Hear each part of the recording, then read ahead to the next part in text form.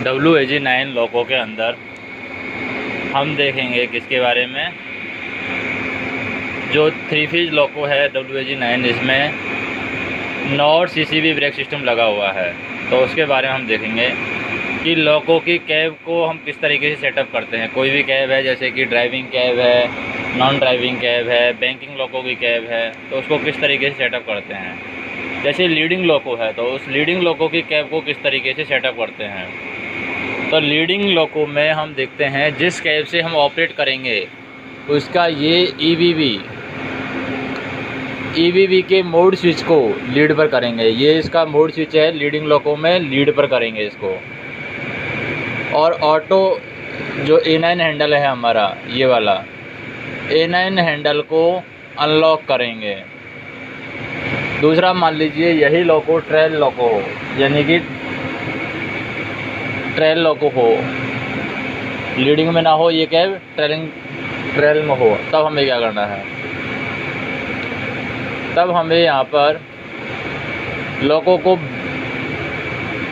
Trail पर करने के लिए दोनों कैब के EBB को हमें ट्रेल के स्थान पर रखना होगा। दोनों कैब में अगर लॉको को ट्रेल पर करना है तो दोनों कैब को हमें ये EBB है इसको ट्रेल के स्थान पर रखना होगा, अगर ट्रेलिंग लॉको है।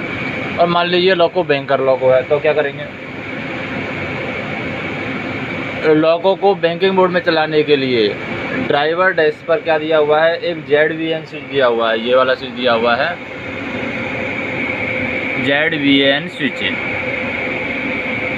इस स्विच को ऑन करेंगे और EBB के मोड स्विच को हम हेल्पर पर करेंगे। ये जो EBB का मोड स्विच है ये वाला, इसको हम हेल्पर पर करेंगे। Test, lead, trail and helper, तो हेल्पर पर करेंगे इसको।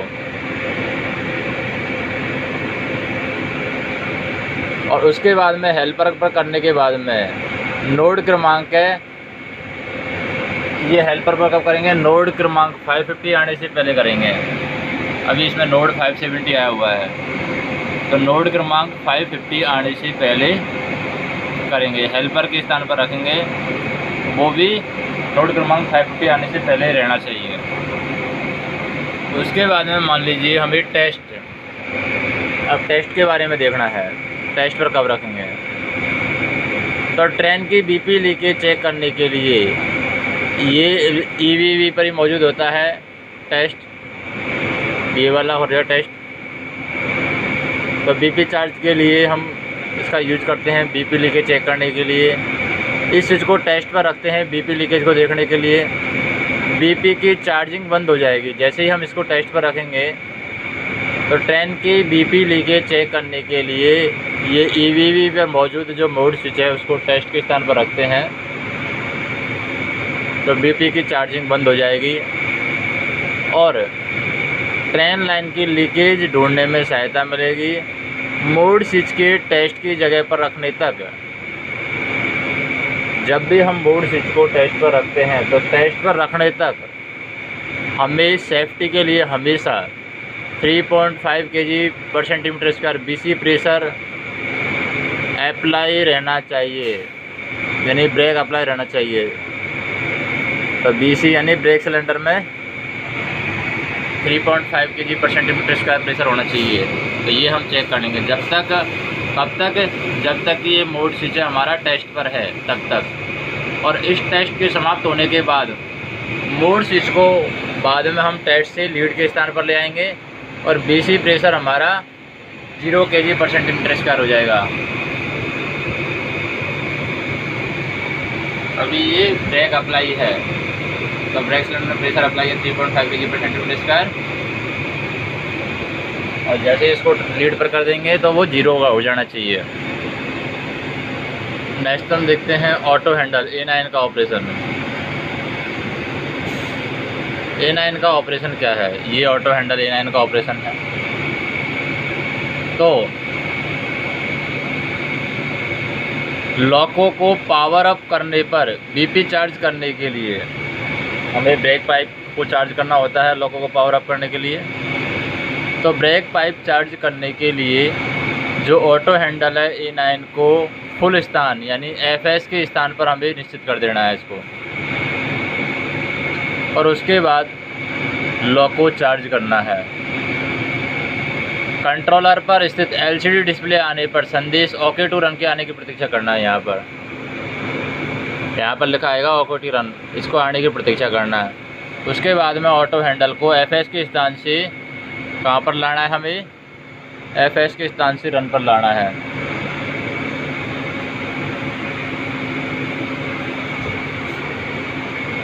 तो फिर हम ले आएंगे फुल सर्विस से रन पर ले आएंगे। उसके बाद में क्या होगा, रन पर लाने पर बीपी है वो 5 kg पर सेंटीमीटर स्क्वायर से चार्ज हो जाएगा, यानी ब्रेक पाइप 5 kg पर सेंटीमीटर स्क्वायर से चार्ज हो जाएगा। जैसे ब्रेक पाइप में प्रेशर यहाँ पर दिखा रखा है 5 kg पर सेंटीमीटर स्क्वायर, तो इससे ये चार्ज हो जाएगा। और बीसी हमारा है ब्रेक सिलेंडर में प्रेशर, वो हमारा शून्य हो जाएगा। यहाँ पर भी 3.5 kg पर सेंटीमीटर स्क्वायर दिखा रहा है, ये 0 kg पर सेंटीमीटर स्क्वायर दिखाएगा। उसके बाद में बीपी प्रेशर को 5.5 kg पर सेंटीमीटर स्क्वायर ओवरचार्ज करने के लिए A9 हैंडल को रिलीज के स्थान पर 30 सेकंड तक रखना है। अब ये जो A9 हैंडल है, अगर बीपी को हमें ओवरचार्ज करना है तो A9 हैंडल को रिलीज पर 3 सेकंड तक रखना है। इससे क्या होगा, बीपी है ब्रेक पाइप प्रेशर ओवरचार्ज हो जाएगा, 5.5 kg पर सेंटीमीटर स्क्वायर तक चार्ज हो जाएगा।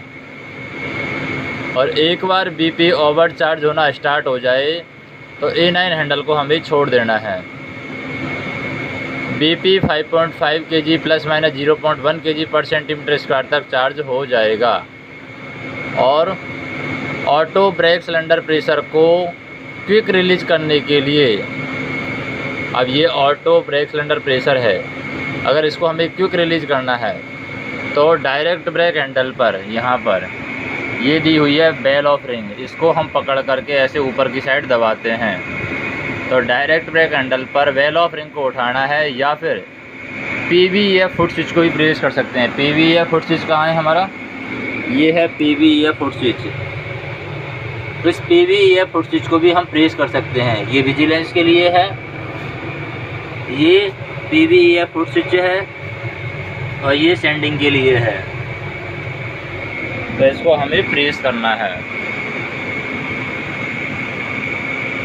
अब देखते हैं हम पेनल्टी ब्रेक रिकवर करने के लिए हमें क्या करना होगा। मान लीजिए पेनल्टी ब्रेक गाड़ी में लग गए हैं, तो पेनल्टी ब्रेक लगने पर जो बीपी है वो 3 kg पर सेंटीमीटर स्क्वायर तक ड्रॉप हो जाएगा। ये जो बीपी है ये 3 kg पर सेंटीमीटर स्क्वायर तक ड्रॉप हो जाएगा। तो हमें क्या देना होगा, सेफ्टी पेनल्टी है फुल सर्विस पर आएगा,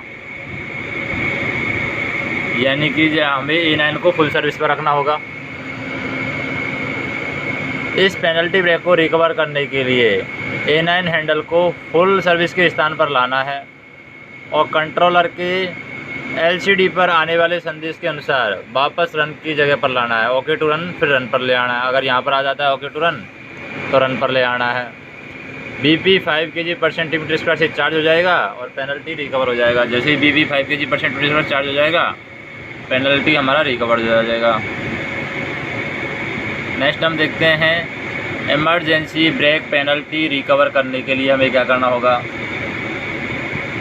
तो इमरजेंसी ब्रेक पेनल्टी रिकवर करने के लिए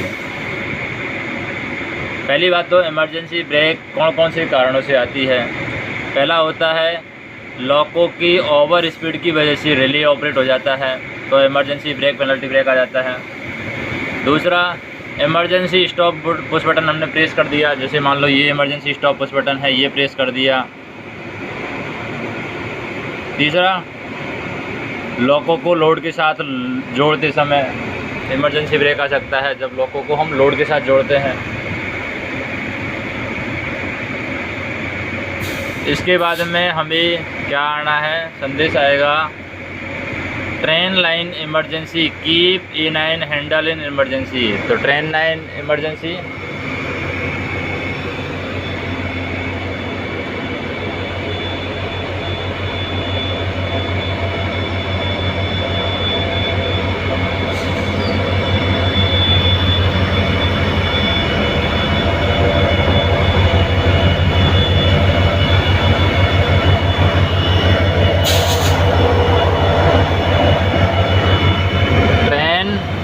लाइन इमरजेंसी। तो हमें क्या करना होगा, ये A9 को इमरजेंसी पर रखना होगा।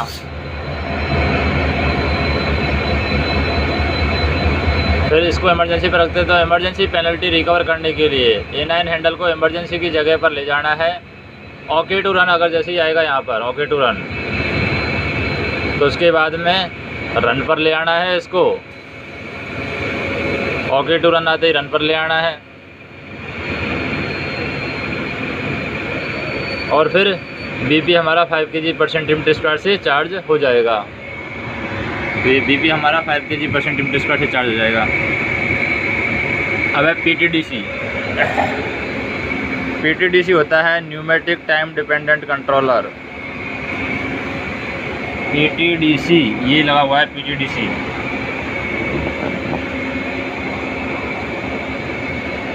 Pneumatic time dependent controller. तो यह स्पेशल फीचर है CCV में कोई खराबी आने के स्थान पर लोको कार्य करने के लिए ये प्रदान किया गया है PTDC।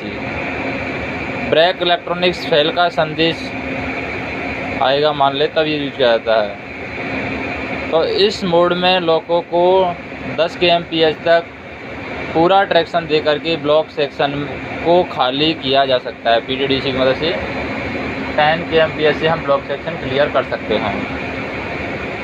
तो PTDC को एक्टिव करने के लिए हमें क्या करना होगा, सबसे पहले हमें SV2 पैनल में जो न्यूमेटिक पैनल की MCB है 127.7 को ऑफ करना है।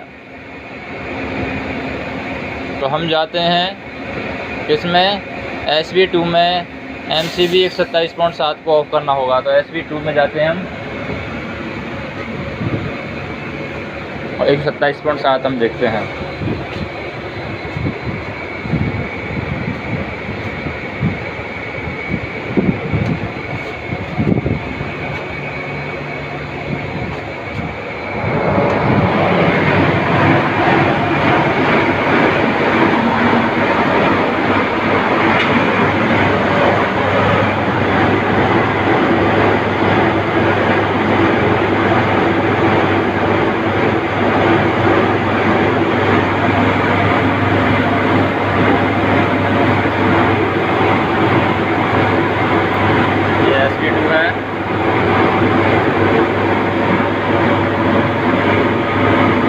ये 127.7 लगी हुई है यहाँ पर, इसको हमें ऑफ करना होगा।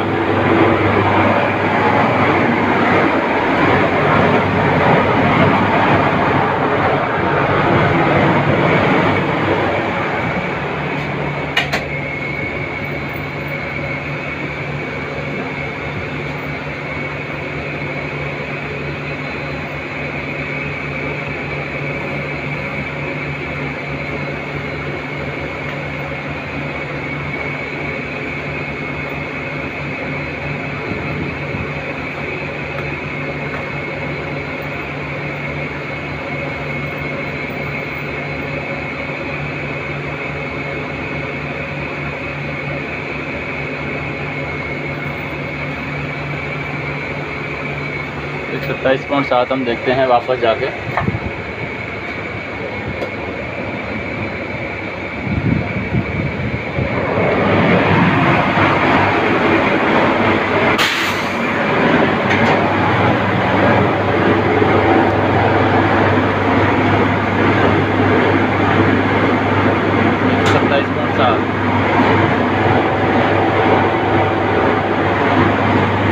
इसको हमें ऑफ करना होगा। ये SV2 पे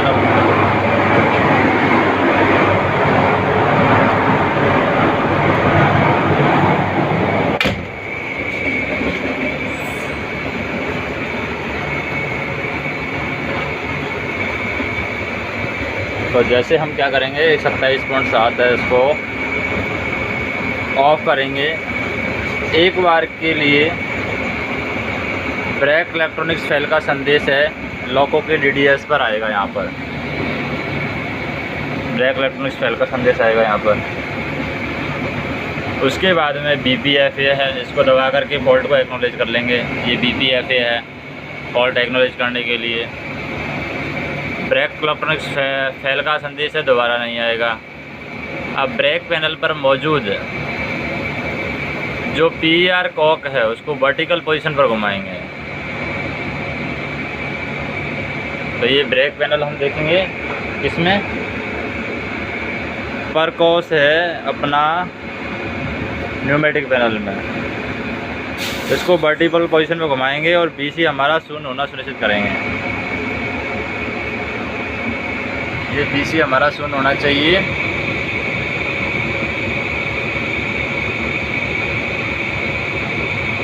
उसके बाद में हमें क्या करना है,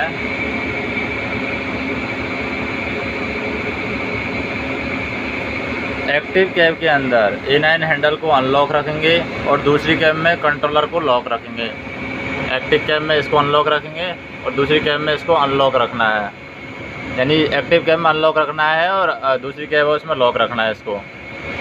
फिर एक्टिव कैब में PTDC हैंडल को रिलीज पोजीशन पर ले जाएंगे, यानी सेकंड पर ले जाएंगे इसको रिलीज पोजीशन पर। रिलीज अप्लाई, तो PTDC हैंडल को रिलीज पोजीशन पर ले जाएंगे। तो BP हमारा 5 kg/cm हो जाएगा और ब्लैक सिलेंडर प्रेशर 0 हो जाएगा। ये 5 kg/cm हो जाएगा BP और BC हमारा हो जाएगा 0 kg/cm²।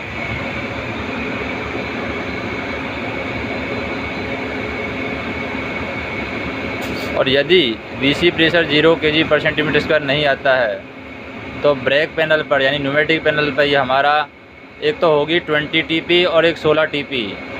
टेस्ट पॉइंट को हमें तब तक दबाना है जब तक कि BC 0 ना हो जाए, और तब भी BC 0 न हो तो C3W डिस्ट्रीब्यूटर वाल्व के नीचे एक क्विक रिलीज लीवर है, उसको हमें रिलीज़ करना है। तो ये तीनों हम देखते हैं, परकॉस, 20 TP, 16 TP और C3W डिस्ट्रीब्यूटर वाल्व, ये हम देख के आते हैं अभी।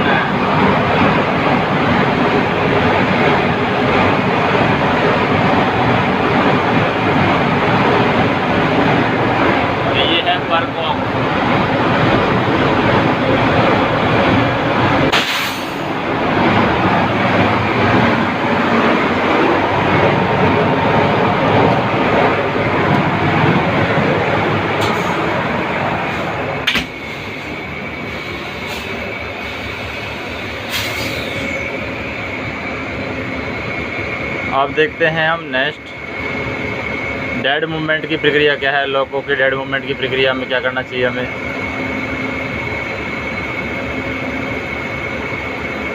तो लॉकों के डेड मूवमेंट की प्रक्रिया हम देखें।